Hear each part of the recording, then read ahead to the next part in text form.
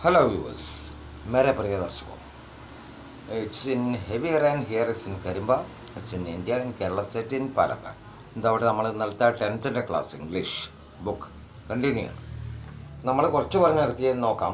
My first friend and familiar was a small grey squirrel arching his back and sniffing into the air. അപ്പോൾ എൻ്റെ ചെറിയൊരു കൂട്ടുകാരൻ ഒരു സ്ക്വിറലായിരുന്നു. Squirrel ചെയ്യുന്നോ അണ്ണാൻ എന്ന് പറയും. അവൻ സ്നിഫ് ചെയ്യുക പറഞ്ഞ ബ്രത്തിങ് അങ്ങനെ ബ്രീത്ത് കൊണ്ടിരിക്കും. അപ്പോൾ he secured at first and reason my invasion of his privacy. അപ്പോൾ അവൻ എന്താണ്, അവൻ്റെ ഒരു പ്രിവസി വേണം, സ്വാതന്ത്ര്യം വേണം, അതവൻ കണ്ടുപിടിച്ചു. But when he bound that I did not arm myself with a catapult or a gun. He became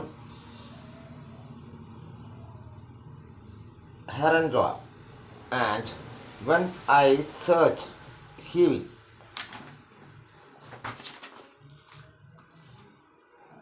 him piece of cable and biscuit. അപ്പോൾ ഞാൻ അവനെ തിരഞ്ഞുകൊണ്ടിരിക്കുമ്പോൾ അവൻ കുറേ ഇതുണ്ടാക്കി, കുറേ പരിപാടികളൊക്കെ ഉണ്ടാക്കി. അവൻ കണ്ടെത്തിയ എന്തായിരുന്നു, കുറേ ബിസ്ക്കറ്റിൻ്റെ കഷ്ണങ്ങൾ.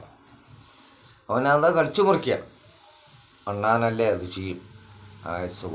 Usually that's kind of creatures done that like you know. അവർ ചെയ്തുകൊണ്ടിരിക്കും. അവരുടെ സ്വഭാവം അത് അണ്ണാനോ ഇനി എലി എന്തോ ആയിക്കോട്ടെ.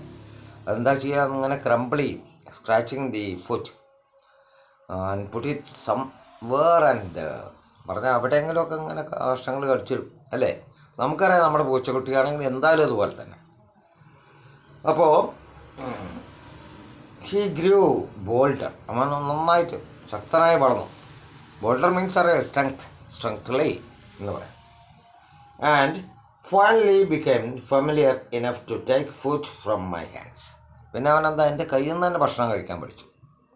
പരിചിതമായി, familiar, friendly with me and having food from my hand. Before long, he was delving into my pockets and helping himself to whatever he could find. പിന്നെ എൻ്റെ പോക്കറ്റിലൊക്കെ തുപ്പാൻ തുടങ്ങി. അവൻ എന്താ കിട്ടുന്നത് അതൊക്കെ പോക്കറ്റിൽ നിന്ന് എടുക്കാൻ തുടങ്ങിയ ആൾ. കുറച്ച് വലുതായി ആൾ, വിളവനായി, വില്ലനായി എന്ന് പറയാം. Then he was a very young squirrel. നല്ല ശക്തിയുള്ള ചെറുപ്പക്കാരനായിരുന്നു. ചെറിയൊരു കുട്ടിയായിരുന്നു, നല്ല ശക്തിയുള്ള ഒരു സ്ക്വറലായിരുന്നു. And his friends and relatives probably thought him headstrong and foolish for freshing a humans. അപ്പോൾ അവരുടെ കൂട്ടുകാരൊക്കെ വിചാരിച്ചെന്താണ്, ഇതുപോലെ ഒരു ഹ്യൂമൻസായിട്ട് പരിചയപ്പെട്ടത്, ബന്ധപ്പെടുന്നത് ഒരു ഫുളിഷ്നെസ്സാണ്, വിഡ്ഢിത്തമാണ് ഒരു മനുഷ്യനായി പരിചയപ്പെടുക എന്ന് പറഞ്ഞു. In the spring, when the banyan tree was full of small red figs, birds all kinds would flock into the branches.